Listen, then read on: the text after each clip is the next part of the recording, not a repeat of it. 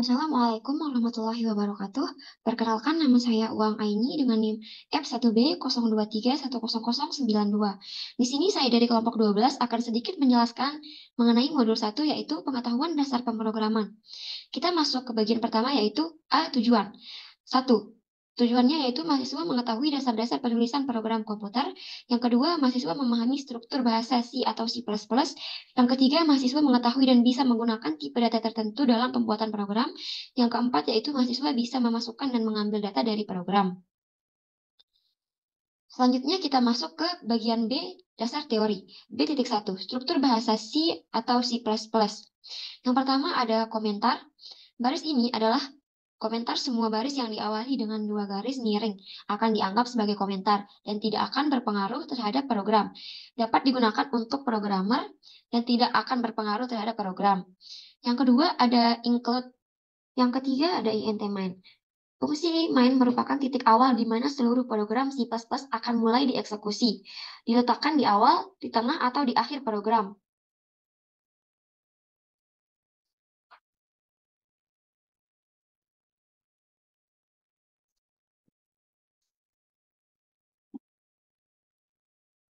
Int main.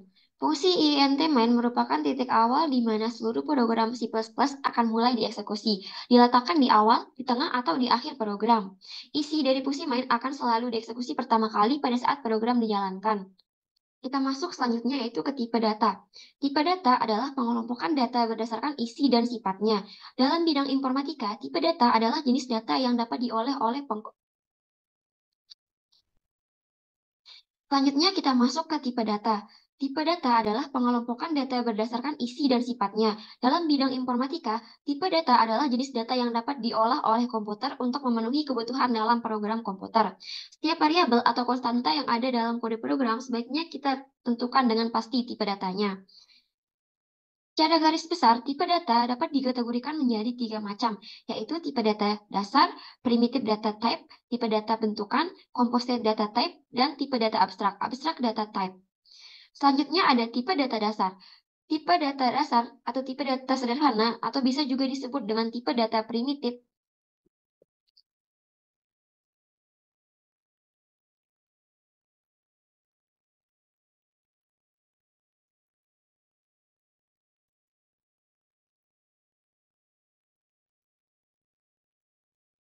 Selanjutnya kita masuk ke tipe data dasar. Tipe data dasar atau tipe data sederhana atau bisa disebut juga dengan tipe data primitif adalah tipe data yang sudah ada dan dijadikan standar dalam bahasa pemrograman tertentu. Isi dari tipe data sederhana ini adalah data-data tunggal. Tipe data dasar sudah disediakan oleh program sehingga programmer bisa langsung memakai. Beberapa jenis tipe dasar yaitu yang pertama integer atau bilangan bulat. Yang dimaksud bilangan bulat adalah min 1, min 2, min 3, 0, 1, 2, 3, 4, dan lain-lain yang bukan merupakan bilangan pecahan. Yang kedua ada float atau double atau bilangan real. Bilangan real adalah bilangan yang mengandung pecahan desimal. Contohnya 3,45 atau 6,233. Selanjutnya ada char atau karakter adalah semua huruf yang ada di dalam alfabet, tanda baca maupun karakter spesial. Karakter ditulis di antara dua tanda petik tunggal. Contohnya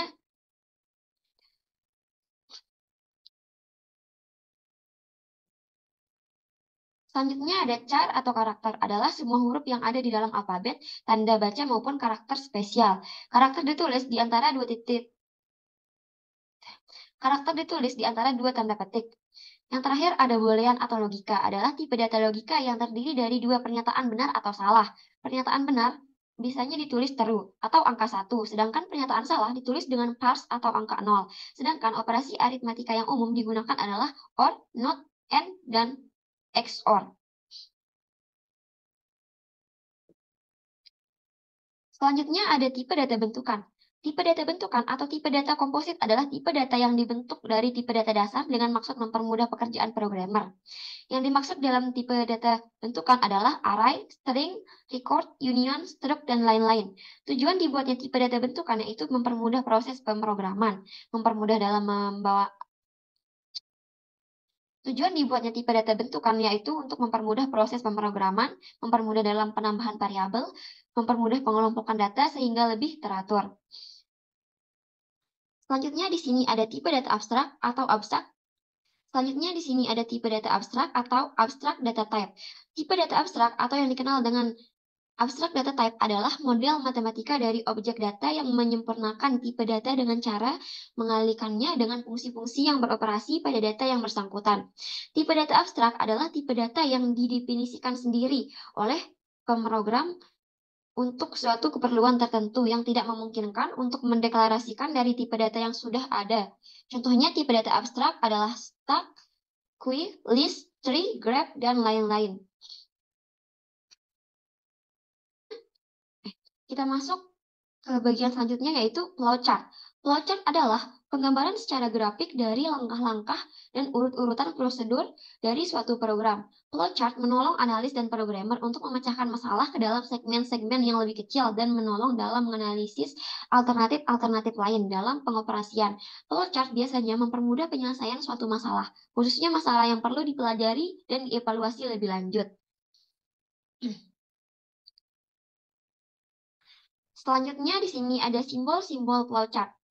Simbol flowchart yang pertama adalah terminator. Bentuknya seperti eh,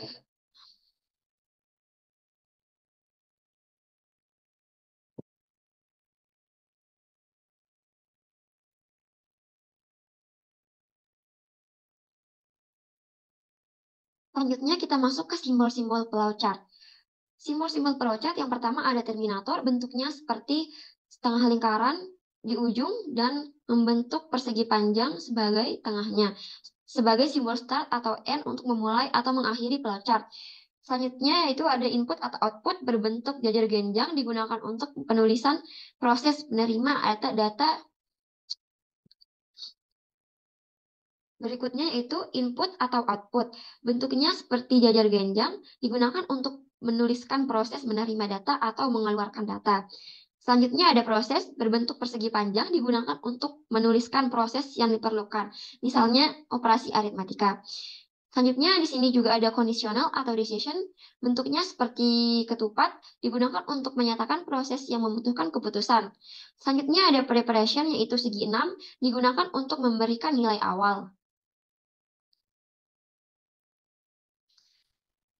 Di sini juga ada arrow, merupakan garis atau sebagai penunjuk arah dan alur proses. Selanjutnya ada konektor atau on-patch berbentuk lingkaran kecil, digunakan untuk menyatukan beberapa arrow.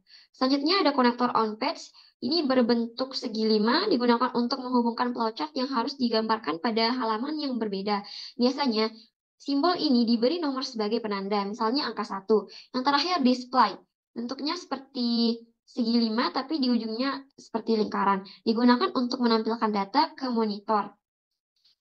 Kita menggunakan flowchart adalah Keuntungan kita menggunakan flowchart adalah penggunaan diagram untuk menggambarkan tahapan proses sehingga lebih mudah dilihat dan dipahami. Namun demikian, flowchart juga memiliki kelemahan, yakni jika digunakan untuk menggambarkan proses atau algoritma untuk skala khusus yang besar, maka akan dibutuhkan banyak kertas.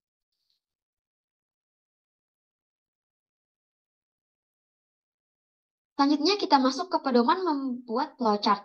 Bila seseorang analis dan programmer akan membuat flowchart, ada beberapa petunjuk yang harus diperhatikan, seperti flowchart digambarkan dari halaman atas ke bawah dan dari kiri ke kanan. Kedua, aktivitas yang digambarkan harus didefinisikan secara hati-hati dan didefinisi.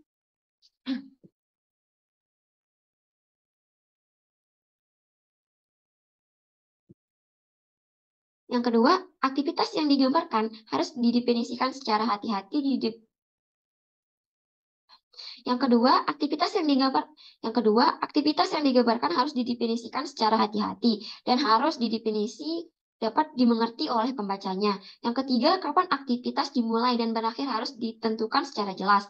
Yang keempat, setiap langkah dan aktivitas harus diuraikan dengan menggunakan deskripsi kata kerja, misalnya menghitung pajak penjualan.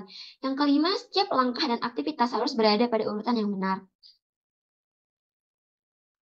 Yang keenam, lingkup dan cakupan dari aktivitas yang sedang digambarkan harus ditelusuri dengan hati-hati. Percabangan-percabangan yang mendorong aktivitas yang sedang digambarkan tidak perlu memotong aktivitas yang sedang digambarkan.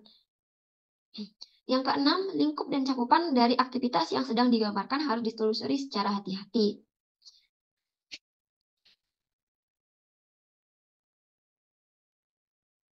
Dan yang terakhir, gunakan simbol-simbol flowchart yang standar. Berikutnya kita masuk ke jenis-jenis flowchart. Flowchart terbagi atas 5 jenis, yaitu 1. Flowchart system atau sistem flowchart, 2. Flowchart dokumen atau dokumen flowchart, 3. Flowchart skematik atau skematik flowchart, 4. Flowchart program atau program flowchart, dan yang terakhir flowchart proses atau proses flowchart.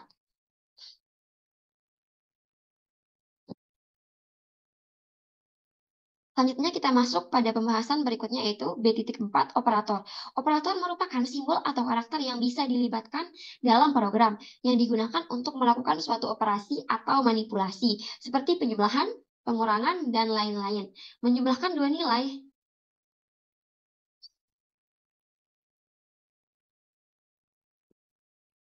Operator dibagi menjadi beberapa bagian. Yang pertama ada operator aritmatika. Operator ini digunakan untuk perhitungan dasar aritmatika. Operator ini antara lain adalah perkalian dengan tanda bintang di atas, terus pembagian dengan tanda garis miring 1, persen atau modulo, plus penjumlahan, dan minus pengurangan.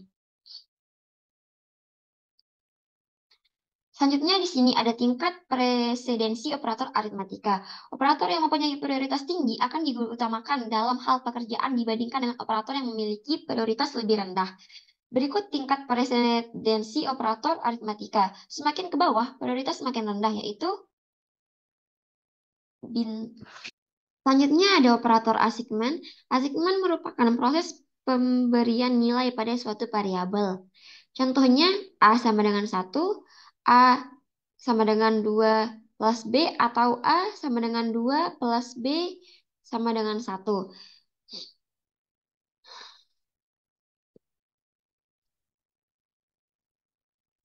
Selanjutnya ada operator increment dan decrement. Bahasa C++ menyediakan operator yang disebut increment dan decrement. Operator ini digunakan untuk menaikkan atau menurunkan nilai suatu variabel sebesar 1.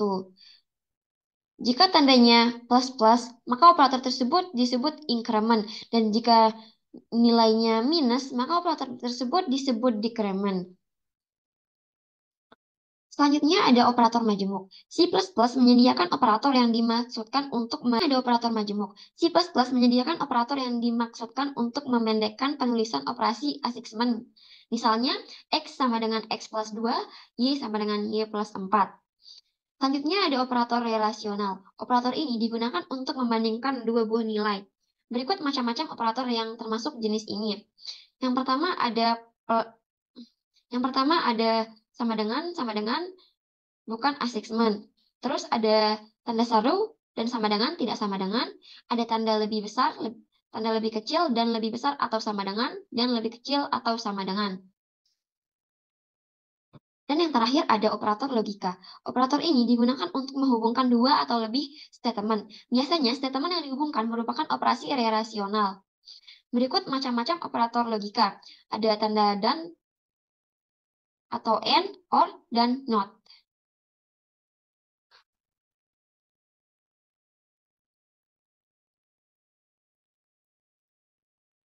Selanjutnya kita masuk ke studi kasus. Di sini studi kasus yang pertama yaitu nama dan NIM seluruh anggota kelompok diinput secara dinamis, dan hasil perbandingan nilai terbesar antara 1 dan 2. A. Carilah volume bola dengan keterangan diameter sama dengan 2. NIM terakhir ketua kelompok, di mana variabel diameter harus menggunakan tipe data integer. B. Y sama dengan akar 6xb kuadrat plus C. B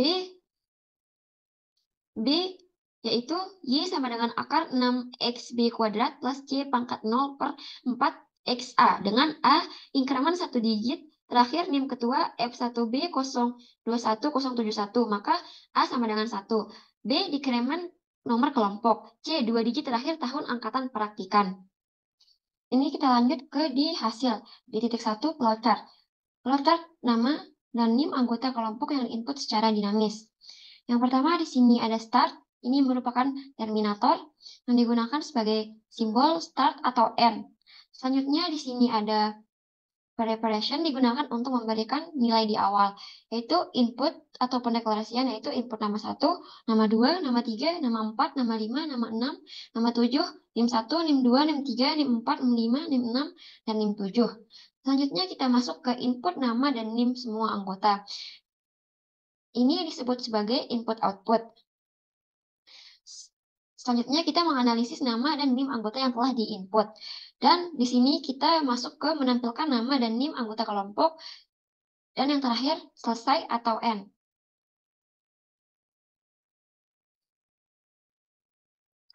Selanjutnya kita masuk ke di titik 1.2, flowchart menghitung nilai Y. Di sini sama dengan yang di atas, kita mulai dengan start. Selanjutnya kita mendeklarasikan plot P sama dengan 3,14, INT NIM, ketua, nilai A, nilai B, nilai C, double, radius, volume, Y, P. Kita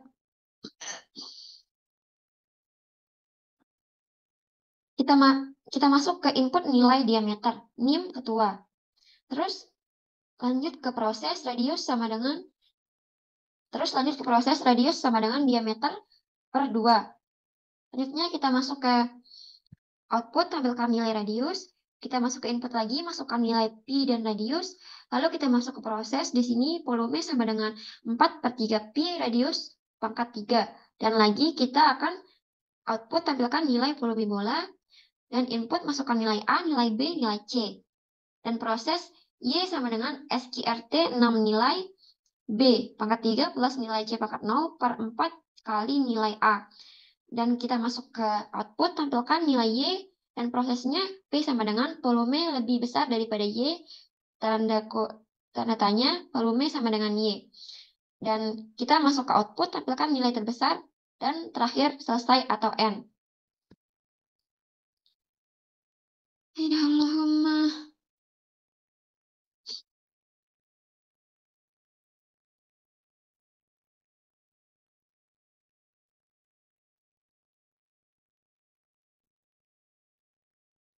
Selanjutnya kita masuk ke di titik 2, script. Script nama dan NIM anggota kelompok yang input secara dinamis.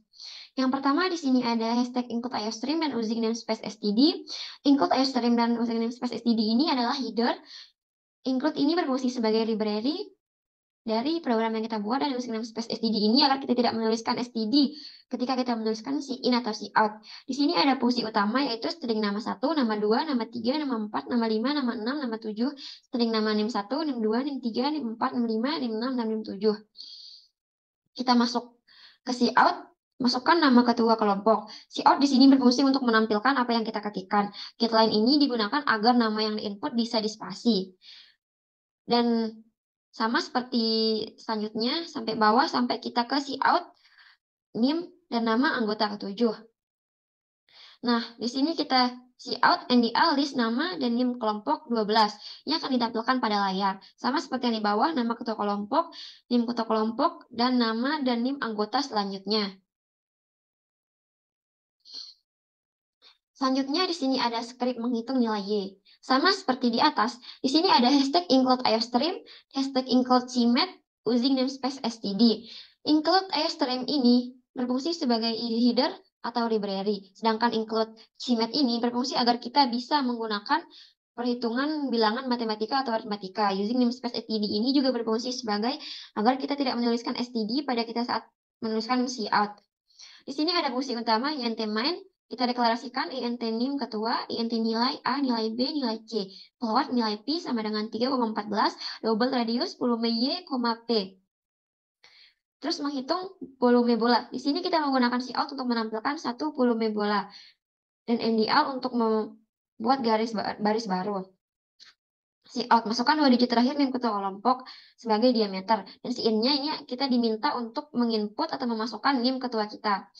Dan radius sama dengan NIM ketua per 2,0, menghitung radius dari diameter. Lanjut di sini ada cout juga, radius sama dengan diameter per 2. Radius NDL, cout nilai Pi adalah nilai Pi NDL, volume sama dengan 4 kali nilai Pi kali po radius 3/3. Cout, rumus bola adalah 4/3 kali nilai Pi kali radius akar pangkat 3 NDL. Cout volume bola sama dengan 4/3 nilai Pi X radius pangkat 3 NDL. Total volume bola menjadi volume Cout NDL. Selanjutnya kita menghitung nilai Y. Cout 2 Y sama dengan 6 kali B pangkat 3 plus C pangkat 0 per 4 kali A. NDA. Cout masukkan satu digit terakhir NIM ketua kelompok Anda. Sin ini berfungsi sebagai untuk memasukkan nilai A. Ya ada nih. Sin di sini berfungsi untuk agar pengguna bisa memasukkan nilai A. Nilai A increment A++, increment nilai A. Cout NDL masukkan nomor kelompok Anda. Sin nilai B decrement, nilai B decrement. Contoh NDL, masukkan 2 digit terakhir tahun angkatan Anda. Sin nilai C. Y sama dengan SQRT 6 kali PO nilai B 3 plus PO nilai C 0 per 4 kali nilai A. Cout Y akar kuadrat dari 6 kali B pangkat 3 plus C pangkat 0 per 4 kali A. Cout Y akar kuadrat dari 6 nilai B akar 3 plus C pangkat 0 per 4 X. Cout nilai Y sama dengan Y. P volume lebih besar daripada Y, volume titik 2 Y. Cout nilai terbesar dari hasil perbandingan soal 1 dengan soal 2 adalah, maka dia akan muncul hasil perbandingannya. Nah, ini adalah hasil runningnya yang diinputkan secara dinamis, yaitu masukkan nama ketua kelompok Dimas Agri Santoso, masukkan nama ketua kelompok F1B 03 10052 dan sampai anggota ke-7. Nah, selanjutnya di sini ada list nama dan NIM kelompok 12, maka dia akan muncul di sini. Ini adalah hasil running studi kasus pertama. Kita masuk ke hasil running studi kasus kedua, yaitu menghitung nilai Y. Volume bola, masukkan 2 digit terakhir NIM ketua kelompok, diameter 52, radius sama dengan diameter per 2 sama dengan 26, nilai pi adalah 3,14, rumus bola adalah 4/3 kali nilai pi kali radius pangkat 3. Volume bola sama dengan 4/3 kali 3,14 kali 26 pangkat 3. Total volume bola menjadi 73584,9. Yang kedua yaitu Y sama dengan 6 kali B pangkat 3 plus C pangkat 0 per 4 kali A. Masukkan satu digit terakhir NIM ketua kelompok Anda sama dengan 2. Masukkan nomor kelompok Anda yaitu 12. Masukkan 2 digit terakhir tahun angkatan Anda 23. Y sama dengan akar kuadrat dari 6 kali B pangkat 3 plus C pangkat 4 per 4 kali A. Y akar kuadrat dari 6 kali 11 pangkat 3 plus C pangkat 0 per 4 kali 3. Nilai Y sama dengan 7,4475. Nilai terbesar dari hasil perbandingan soal 1 dengan soal 2 adalah 73548,9. Ini merupakan hasil running script studi kasus kedua.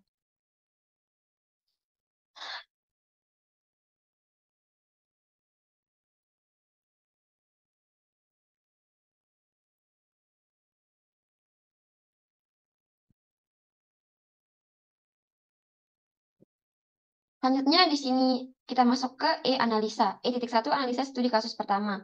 Ada hashtag encode IOStream. Pada script ini, header yang digunakan adalah hashtag encode IOStream, di mana ini berguna untuk menampilkan fungsi-fungsi seperti cout, cin, ndl yang merupakan fungsi input dan output dalam bahasa pemrograman C++. Nah, selanjutnya ada using namespace std. Script di atas berfungsi untuk mendeklarasikan kepada compiler bahwa semua file yang akan digunakan adalah std atau standar. Selanjutnya ada string nama 1, nama 2 sampai nama 7 dan NIM dan string NIM 1 sampai NIM 7. Script dengan fungsi string di atas digunakan untuk input karakter atau kumpulan karakter dalam suatu line. Dalam program ini digunakan untuk menyimpan nama dan NIM merupakan suatu kumpulan angka dan huruf. Selanjutnya di sini ada cout, masukkan nama ketua kelompok dan getLine cin nama 1. Pada script di atas berfungsi untuk menampilkan output, di mana cout berfungsi sebagai tempat menampilkan output pesan yang akan ditampilkan, harus diapit oleh tanda petik. Sedangkan getLine digunakan untuk memisahkan line satu dengan yang lain agar tidak menumpuk. Kita masuk ke E.2 yaitu analisa studi kasus 2. Di sini ada hashtag include IOStream dan hashtag include CMAT. Script di atas berfungsi sebagai header, di mana IOStream berfungsi sebagai wadah untuk fungsi-fungsi input dan output dalam bahasa C++ seperti cout, cin, dan ndl. Sedangkan untuk CMAT berfungsi sebagai wadah untuk memasukkan fungsi operasi matematika seperti sqrt, po, dan lain-lain. Selanjutnya di sini ada using namespace std. Script di atas berfungsi untuk mendeklarasikan kepada compiler bahwa semua file yang akan digunakan adalah std atau standar. Selanjutnya di sini ada integer NIM ketua, integer nilai A, nilai B, nilai C, pelewat nilai Pi sama dengan 3,14, double radius, volume YP. Script di atas berfungsi sebagai tipe data atau tempat untuk menyimpan masukan dalam program setelah kita jalankan. Integer berfungsi sebagai tipe data untuk menyimpan bilangan bulat. Float berfungsi sebagai tipe data untuk menyimpan variabel bilangan desimal, dan double memiliki fungsi yang sama dengan float, yakni menyimpan variabel bilangan desimal, namun memiliki tingkat presisi 2 kali lipat daripada float. Selanjutnya di sini ada cout, satu titik volume bola NDA. Cout masukkan 2 digit terakhir NIM ketua kelompok, diameter, in NIM ketua.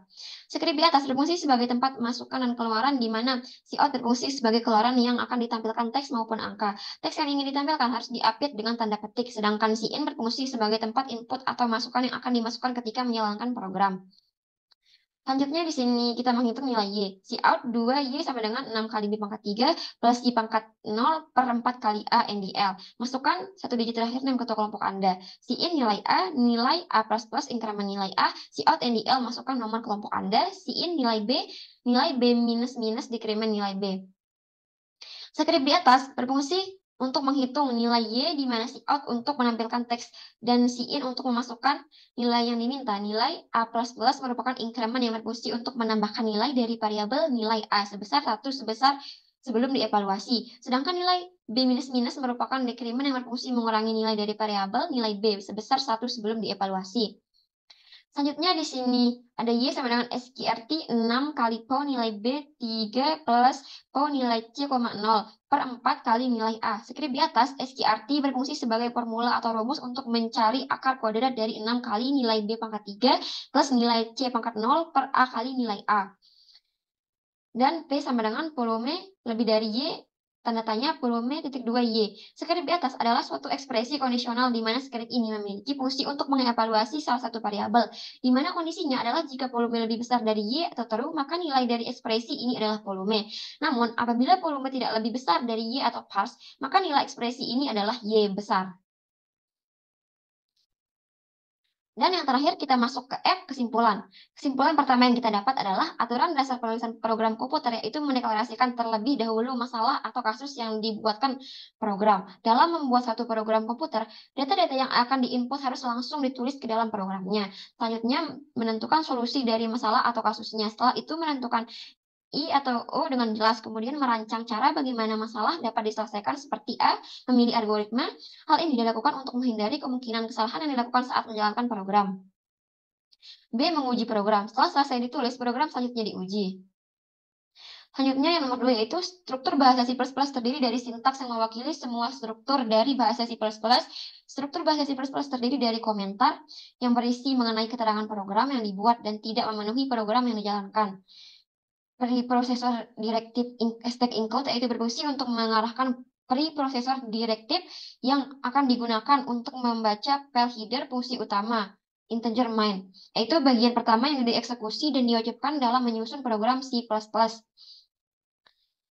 Selain itu, terdapat fungsi tambahan yang mendukung pemecahan dari suatu fungsi. Definisi fungsi yaitu bagian yang menyertai fungsi yang berisi sintaks yang akan dieksekusi apabila fungsi dipanggil. Definisi fungsi diawali dengan dan diakhiri, serta statement harus diakhiri tanda titik 2 koma. Bagian deklarasi yaitu dengan pengenalan variabel konstanta, fungsi, dan lain-lain. Di sini akan diperkenalkan tipe data yang digunakan.